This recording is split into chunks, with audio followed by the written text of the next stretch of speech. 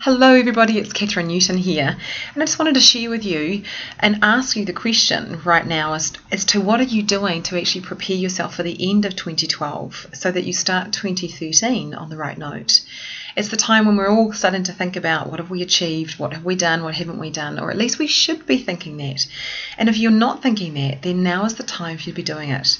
I want to make a suggestion to you, and I want to share some tips with you. So the first tip I want to share with you is that for you to be assessing how have you gone this year, how have you got on, what have you done, what have you achieved, it's really important that you take out the goals that you actually set yourself at the beginning of this year.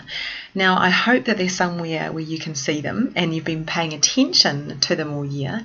If you haven't, pull them out of wherever they are, whether they're in a journal or a notebook or filed, and make sure that you ask yourself the questions. And the question should be this: what have I achieved?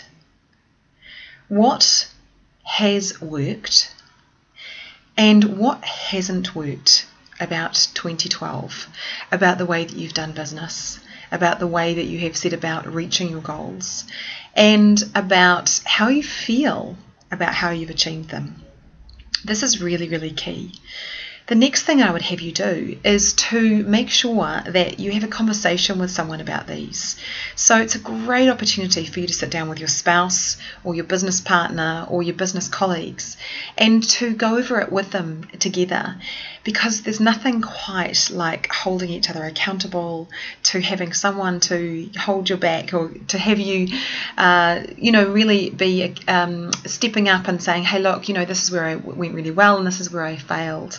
That great saying, persistence plus failure equals success. It's really, really good for you now to be looking at what has worked and what hasn't worked, so that you can make sure that before you go ahead and plan 2013, that what you're doing is you are assessing the things that you did do and looking at the habits that you have created this year and making sure that they've been great habits.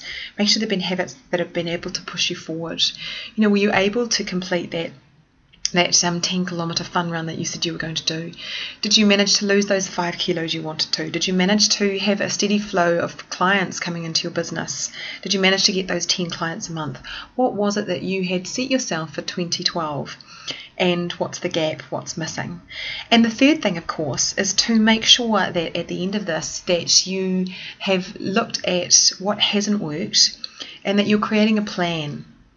And the plan for that will be the driving force to what makes it work in 2013, because, we can't have mistakes without the learnings, right? So what are the mistakes that you made in 2012? And how are you going to affect the change?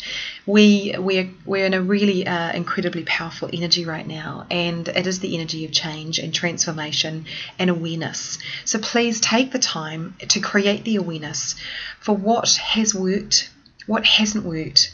What have you achieved? And what do you need to change so that 2013 can start you off on a much, much more even keel, so that you can have a really strong focus and so that you can make a commitment to yourself without bringing through with you the bad habits or the mistakes that you made in 2012. Enjoy this process. I will be doing mine on probably on New Year's Day, going out with my partner, and what we'll be doing is we'll be having some great time over a coffee, perhaps a late brunch, and we'll be assessing these. You can do it anytime you like, as long as you do it before you sit down and plan your thorough 2013 plan. Awesome, guys. Well, enjoy the process and let me know how you get on.